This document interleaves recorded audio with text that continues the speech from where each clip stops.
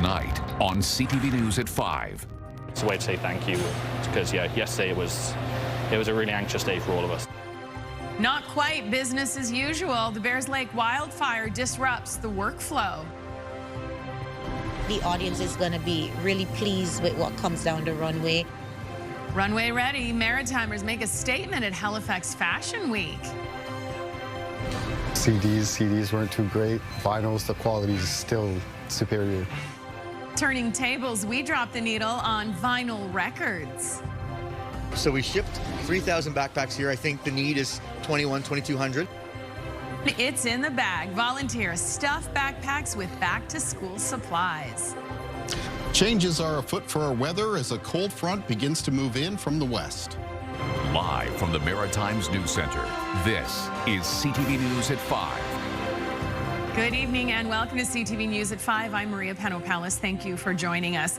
First at 5 tonight, work interruption. The wildfire in Bears Lake of Halifax is still burning out of control, but crews have managed to reduce the affected area from 30 hectares to about 15. The emergency and the effort to extinguish it has impacted the daily routine for local shops and shoppers, as many businesses and roads remain closed today. And for those that were able to open, as CTV's Brianne Foley shows us, it wasn't quite business as usual.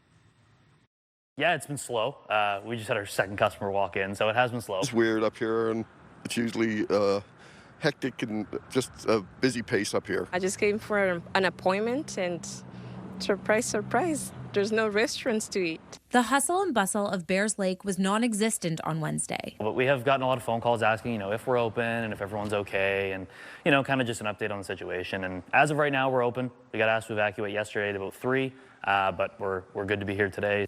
While some businesses on Chain Lake that were not evacuated chose to stay open, others did not. The updates have been a bit obscure, which is understandable. It's a lot going on. So yeah, we've been just kind of waiting for any update. We've decided just to stay closed to the public, just so that we don't bring any more traffic to the plaza. No, this is the first time I see it like this.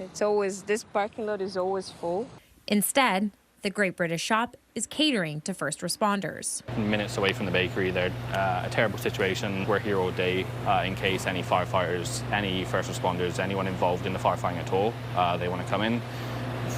Food, drink, anything they want. For Armstrong, giving back to the responders for free is a no-brainer given the support in the community. Everyone bands together. You saw it in Tintagel, you'll see it again now, whether it's the flooding, whether it's the fires, the hurricanes. We kind of face it all here. It's a beautiful province, but it takes its fair share of natural disasters. It's just kind of one of those things. We kind of just make do with what we can. Obviously, we're locally owned and operated, so we kind of just push through. We appreciate all the people who come here over some of the big chains. Business owners we spoke to today are understanding of the losses and that people are timid to go out at this time. People leery, I guess it's a good thing to say. Everything's so dry, one little spark going the wrong way, and you could end up getting cut off if you're not careful. Brianne Foley, CTV News, Halifax. Thank you, Brianne. Turning our attention to the anchor desk now, where Todd Battis is standing by with more on the wildfires in our region. Hi, Todd. Hi, Maria. As you can appreciate, we will devote much of the newscast tonight to the wildfires in our region and, of course, the drought situation, which continues everywhere in the Maritimes. The Halifax area wildfire is now being blamed on human activity, but there is little hope anyone will be held accountable. The fire is shrinking, as you mentioned, Maria, but is still out of control. Coming up at 6, we'll have the latest on the fire, its impact, and we will hear from provincial leaders.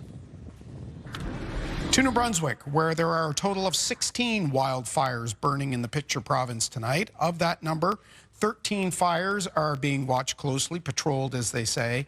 1 has been deemed under control, and 2 others are considered out of control. Those are the fires that have been burning for days now in Irishtown, just outside Moncton, and on the Oldfield Road near Miramichi. We will bring you the details. They held an update today in Fredericton. We'll get the very latest from Nick Moore. Let's go now to Kaylin Mitchell in the Weather Center, where, Kaylin, we got a bit of a reprieve in the morning, some light rain, but boy, the temperatures, as the map shows, the rebound of the temperatures extremely warm. That's right. So yesterday I was talking a little bit how there'd be more of a marine influence for areas of Nova Scotia, and that marine air came in the form of some cloudier conditions, some patchy drizzle and fog. Some of the drizzle held on into the later morning hours around parts of the Atlantic coastline of Nova Scotia, and temperatures moderated there because of that, with a lot of the high temperatures topping out around the low to mid-20s for that part of Nova Scotia. Other areas that were still more out of that ocean influence, like, for example, the valley and northern parts of the province, even some areas of Cape Breton, like, for example, up around Shetty Camp, still hit high 20s and low 30s for today. And even those areas in Nova Scotia where temperatures came down a little bit, the humidity was still very, very high, so it was still feeling very warm, very muggy in the afternoon. Humidex values making it feel into the 30s, but a little bit of added moisture there. We're also seeing some other changes across other parts of the Maritimes. Right now, there's some showers and some thunderstorms that are ongoing in areas of New Brunswick. We'll see those in a moment. Wind direction mostly out of the south and southeast and sustained between 10 and 20 kilometers per hour. Few gusts being reported between 20 and 40 kilometers per hour. Now, over to those showers and thunderstorms in northern areas of New Brunswick. Most of the activity so far this afternoon and now into the first part of this evening has been in the northeast. We'll take a closer look at it. You can see a lot of lightning with these thunderstorms as they develop and move along a line from the south up towards the north. That increases the chances of multiple thunderstorms moving over the same community, which also increase the risk of things such as flash flooding with these type of thunderstorms. But you will notice that some of them are in the vicinity of that wildfire area up north of Miramichi. So that rain is hopefully going to help out with that situation. One thing we do need to keep in mind, though, of course, with thunderstorms, they're producing that lightning, and lightning can be an ignition source for more wildfires. There are severe thunderstorm warnings out for parts of the northeast of New Brunswick, so if these thunderstorms are in your vicinity, you should be heading inside and waiting them out. Maria. Thank you, Kaylin. So much to keep an eye on in the weather department. We'll talk to Kaylin a little later. Right now, though, our first break here on CTV News at 5. Coming up next, we will celebrate the sweet sound of vinyl. The details just ahead. And here's a preview of another story we're working on. I'm Hafsa Arif in Halifax, where a construction site is getting a couture makeover ahead of a fashion show. Details on that coming up next. It's a celebration of film. Hello? The Oxford Theatre's open to the public. You get to walk the red carpet, be filmed with your friends, and just take part. I mean, that's an incredible amount of fun.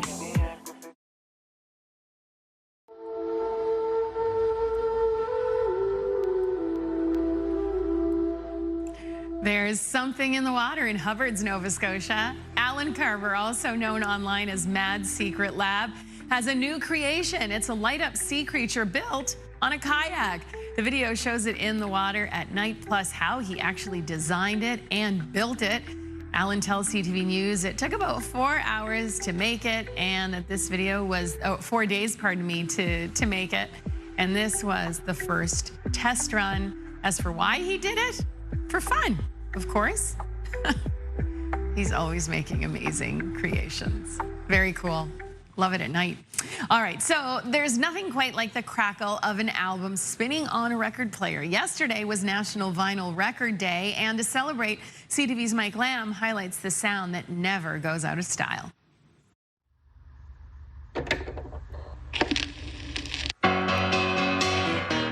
Just take those old records off the shelf. Very fun to collect. Besides that, it's just nice to have something tangible, especially these days where everything is online. It's nice to hold the physical item and hear an album as the artist intended.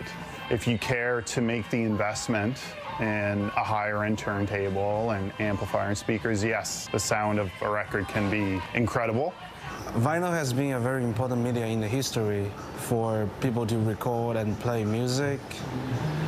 And it was faded out since the digital decades coming in the early 2000s, but still there's a whole bunch of collectors, DJs, like the hi-fi audio or love this kind of a nostalgic feeling of music. Our record shop, Sweet Records, also a part of Rooms Coffee Listen, a record shop that carries a lot of vintage records, has genre from jazz, soul, disco, boogie. The joy of like listening to actual records, a lot of times sounding way better than digital streaming and all that.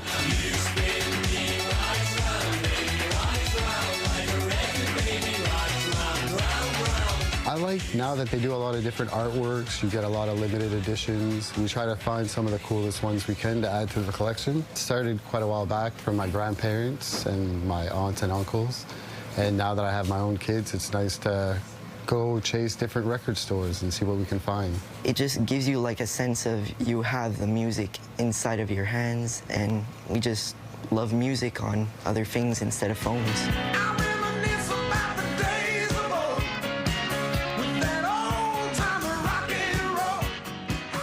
It is a great sound. I don't have any, but my dad has some vinyl, and I love listening to it. It is a sound, and those who like it, they like it a lot. Yeah, that's right. All right, Kalen, you have been a very, very busy man. Still am. Yeah, and lots going on in the weather department. Yeah, let's take a look at a view over Paper Mill Lake today, and you can see some of that cloud cover above. That was some of that marine influence that moved off the Atlantic, provided a little bit of drizzle. Other parts of the Maritimes, so northern areas of New Brunswick, contending with thunderstorms at this hour. I'll have an update on that for you after the break. You come into one of your local DQ stores, purchase a Blizzard, and all net proceeds from that Blizzard go to the IWK hospital so that they can help fund much needed equipment. Tomorrow is the perfect day to indulge in a DQ Blizzard because, as we just heard, it will be Miracle Treat Day. In the Maritimes, all proceeds go to the IWK. Your support helps ensure that every child receives the care they deserve. Last year, Miracle Treat Day raised more than $247,000 in our region. Outstanding. Looking forward to that. Kaylin Mitchell joins us now, standing by in the Weather Center. Kaylin, some promising news out there. Well, first of all, those are the type of blizzards I can get on board. That's right. Sure. Exactly. Yes, there is some promising news in that in the vicinity of some of the one of the wildfires in New Brunswick. There's been some downpours with some thunderstorms in the area of that wildfire. So hopefully that's helping out that situation a little bit. We're going to take a look at that in radar in a moment. Let's take a look, though, at our sunrise and sunset times. And for that, we're going to go to St. John, where today it was sunny and hot again. And at the St. John Airport yesterday, they set a new daily high temperature record, getting over the 30-degree mark. Going to be taking a look at records that were set in the Maritimes in the 6 o'clock show. But now we have to talk about more immediate weather concerns, which includes those thunderstorms ongoing in northern areas of New Brunswick, especially at this hour off towards the northeast. And they've been triggered ahead of a cold front that's going to be making its way across the Maritimes over the next 24 to 36 hours, bringing the entirety of the region some scattered showers and a risk of thunderstorms along with it. There's also a little pocket of some showers and thunderstorms that popped up in the interior of the southwest of Nova Scotia, some of the same areas that saw that type of weather yesterday. Those are going to be coming to an end as we move a little bit later into this evening. The risk of thunderstorms, though, in northern areas of New Brunswick will continue through this evening and well into the nighttime hours. Miramichi in the midst of a thunderstorm right now. You can see that moving from the south up towards the north. That is the direction of these thunderstorms. They are developing at a southward position and then tracking up towards the north. Downpours with them, frequent lightning, even the risk that there could be some nickel-size hail. Some of these stronger thunderstorms as well continue to move past towards the north of Miramichi, I should say. We've got one that's making its way towards the Bathurst area. Lots of lightning with that. And up towards the northeast a little bit, parts of the Gaspé coastline in Quebec, as well as along the shoreline of the Bay of Chaleur, at risk of these thunderstorms as well as we move through this evening and tonight. Some severe thunderstorm watches and warnings posted by Environment Canada.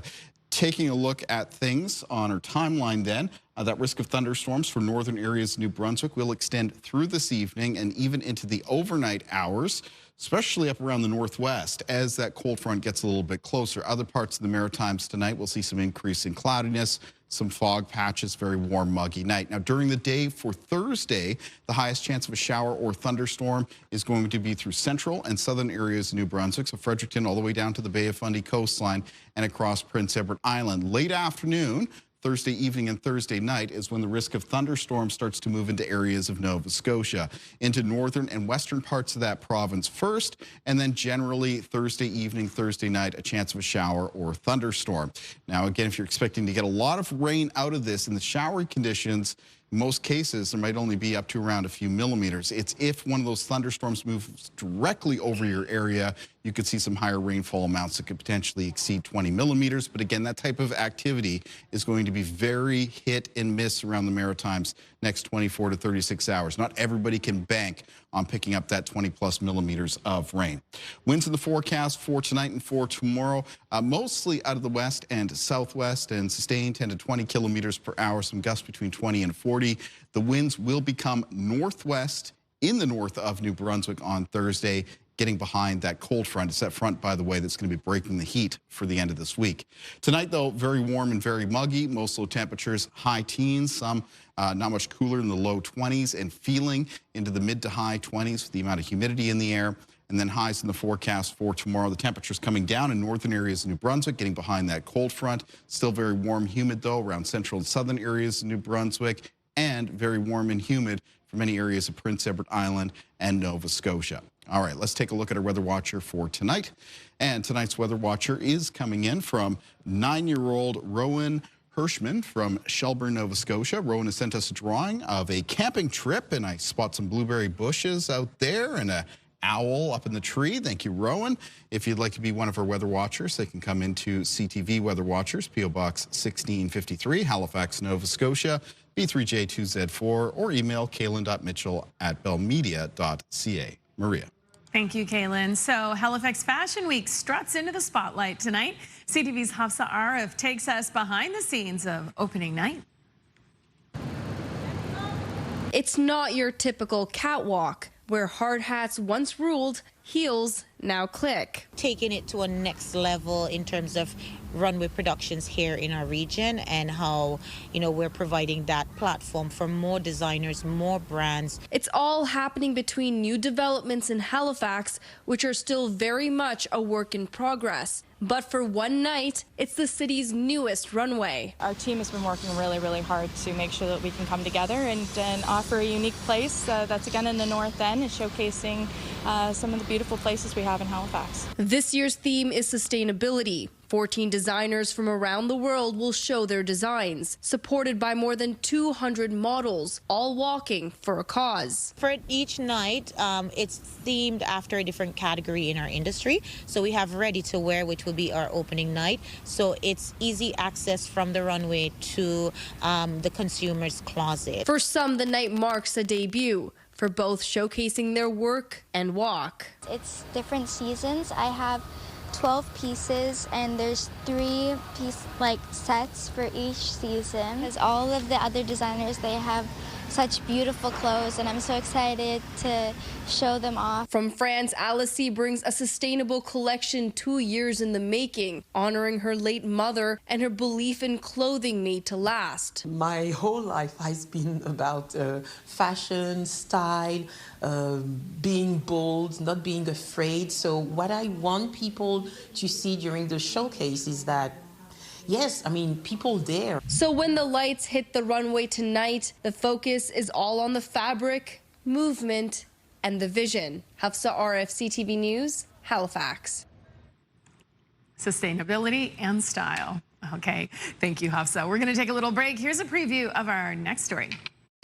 I'm Ryan McDonald in Glace Bay, where it's a little like Santa's workshop in the middle of August. Dozens of volunteers have come together to fill thousands of back-to-school backpacks for families in need. The story is coming up. Mornings with Aaron and Peter. 60 seconds, 10 questions. If you can pull that off, you're going to win $1,000. Join us every weekday at 7 a.m. for the $1,000 Minute. Welcome back. So volunteers have come together to take some of the financial pressure off of families and back to school. As CTV's Ryan McDonald shows us, people gathered today for the big task of filling thousands of backpacks with supplies. It was like Santa's workshop, but in the middle of August. So this is Townhouse's 25th year doing our backpack program, and as you can see this year, it's much bigger than usual. Townhouse Glace Bay typically puts together a few hundred back-to-school backpacks for families in need, but today, dozens of volunteers came together to fill up thousands of them. So we shipped 3,000 backpacks here. I think the need is 2,200. All of these extra packs were donated by the Humanity Foundation from Ontario. They say this year they wanted to expand their annual Beyond Backpacks program across the country, and when they heard about the need in Cape Breton, they decided it was a good place to start. And really heard that there's some need in Cape Breton for some students that maybe are in a situation where school supplies are stretched for some families. 3,000 backpacks today are being packed. 1,000 of them are being sent to Montreal to pay it forward. The packs were filled not only with school supplies, but basic toiletry items too. The head of the Undercurrent Youth Centre in Glace Bay, who helped connect with the Ontario Goodwill Group and bring them here, says he sees the need regularly among the children and teens he works with. I mean, hopefully what this does is lessens the stress level for parents and caregivers so that they don't have to choose whether or not they're going to load a backpack and send their kid to school or eat that day. Volunteers were here today from 10 until 3 filling up all the backpacks, and the next step is distribution in the not too distant future. Indeed, the number of people who pitched in today was worth noting too. Organizers say those who want one or more of the backpacks can register on the townhouse's website or Facebook page, and the hope is all of these packs will find owners. And, you know, I think there's a lot of folks who are out there who are struggling, who might be shy to come forward and say, hey, I need a little bit of help. And so knowing that we have this large number of backpacks might make them feel a little bit more comfortable this year. McDonald says pickup of the packs for the Glace Bay area goes Monday to Friday of next week, while pickup for the New Waterford area will take place at the Kinsman Club in that community. Ryan McDonald, CTV News, Glace Bay. What an amazing community effort. Oh, absolutely. Isn't that beautiful? And you know they're going to be needed because back to school is going to be here before we know it. Oh, I know, but let's not talk about that. Let's not talk about the kids are not ready to hear that yet, and I think some of the parents. What we are talking about a lot today is the weather because it's impacting those wildfire conditions, and a bit of a double-edged sword with the weather we're seeing right now. It is. We're starting to see some changes, but oftentimes this spell of very hot and humid weather comes to an end, and when it breaks with some showers and some thunderstorms, and it's that type of weather that we're starting to see kick off now in parts of New Brunswick. It's been ongoing since this afternoon. We've got some severe thunderstorm watches you can see posted up around the northeast New Brunswick, and a severe thunderstorm warning. There's definitely downpours with these thunderstorms, but also a lot of lightning, which we know can be an ignition source for new wildfires. So hopefully we're not seeing that happen in many areas, but I'll keep you updated on those thunderstorms. We'll talk more about weather across the Maritime region when I'm back later at 6. We'll see you and Todd at 6 o'clock. I'll see you tomorrow. Our national news is next.